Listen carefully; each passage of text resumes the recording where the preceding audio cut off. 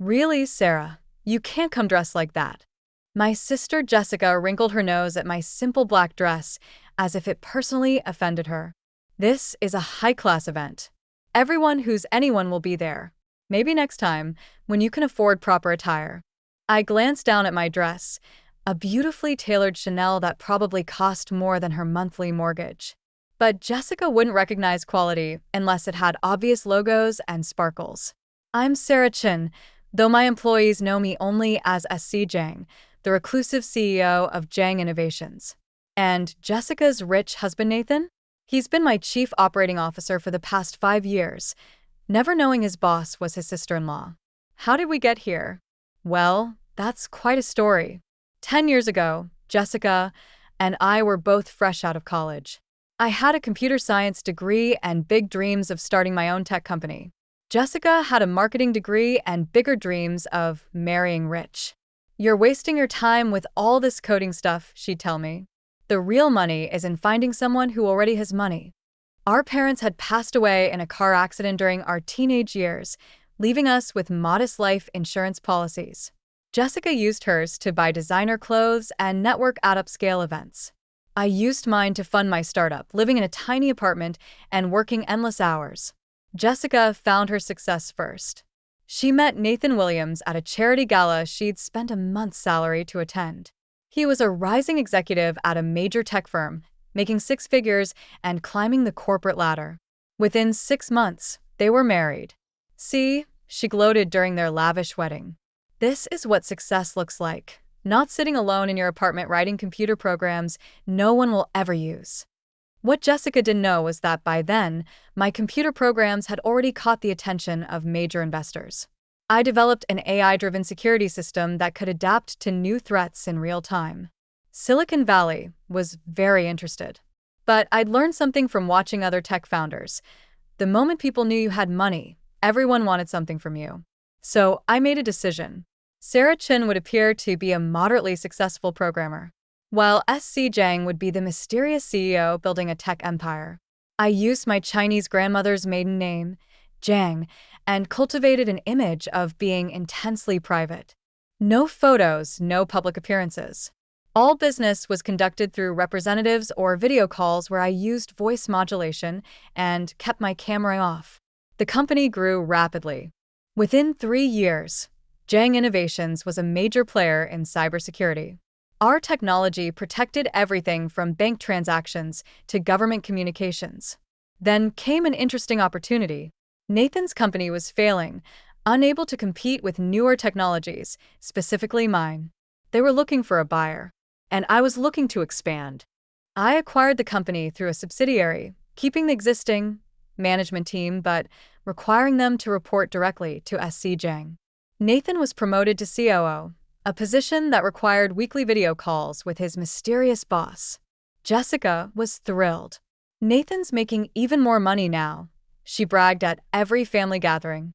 His new boss must really recognize his talent. Actually, I recognized that Nathan was competent when he wasn't being influenced by his wife's materialism. Under my guidance, he became a better executive than I'd expected.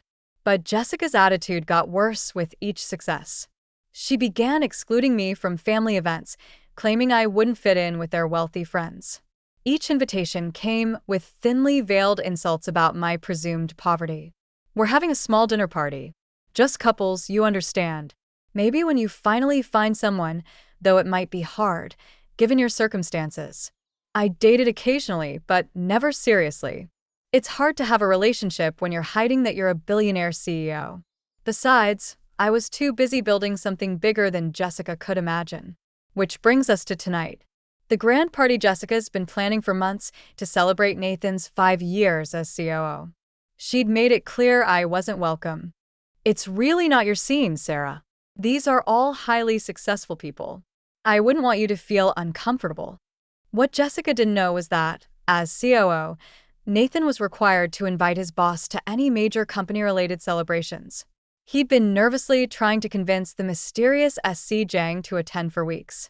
I decided it was finally time to merge my two identities.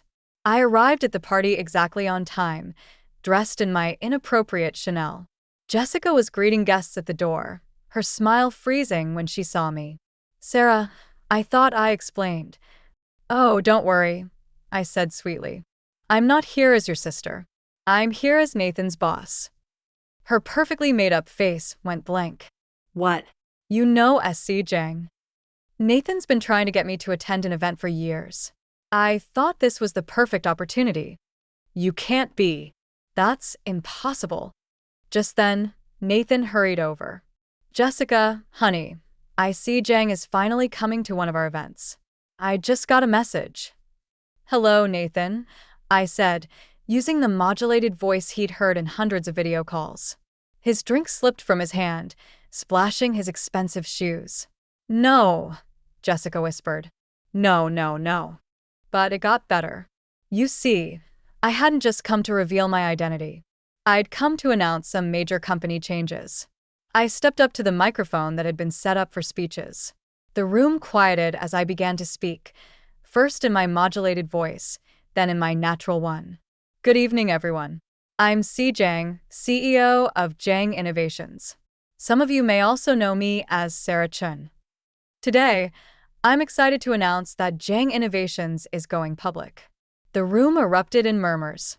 Our IPO had been the subject of speculation for years.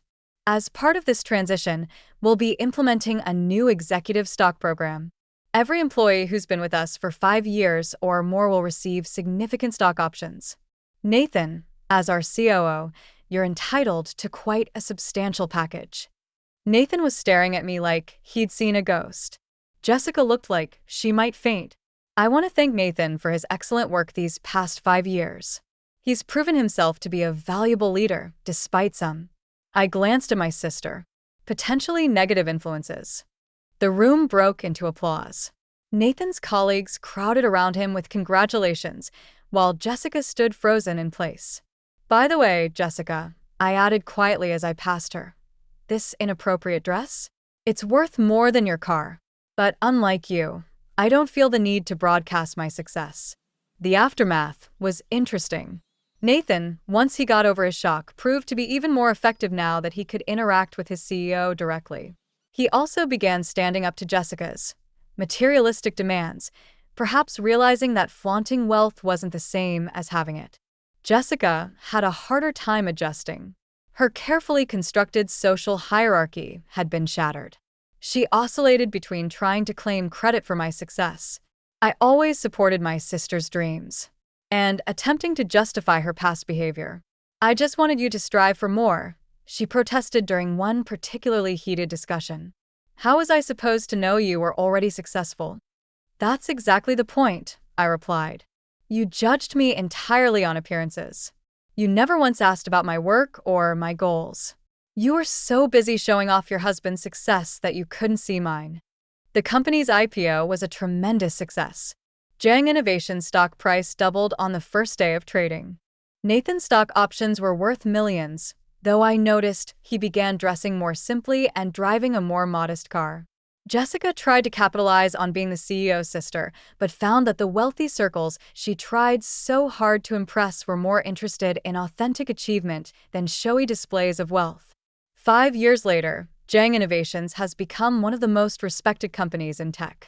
We're known not just for our technology, but for a corporate culture that values substance over appearance.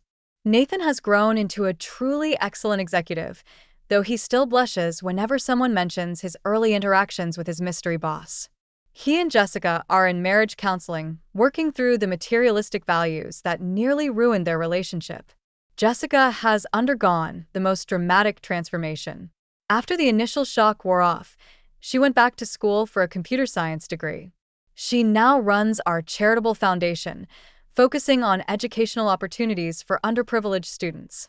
"I was so wrong," she admitted recently. "Success isn't about what you can show off. It's about what you can build and who you can help." I kept my simple lifestyle, though I did finally buy my dream house, a modest craftsman with a state-of-the-art home automation system I designed myself.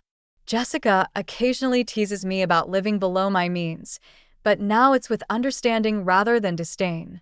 The company's story became a case study in business schools, but not for the reasons Jessica might have once appreciated.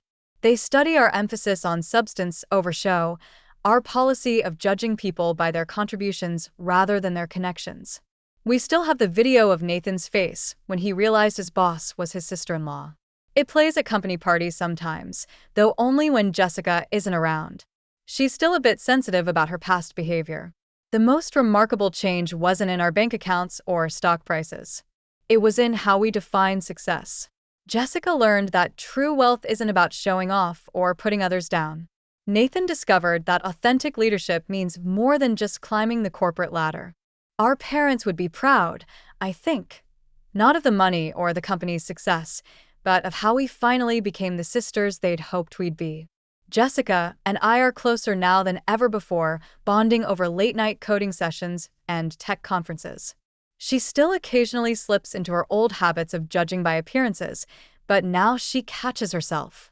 Last week, she interviewed a job candidate who came in wearing simple clothes but had brilliant ideas.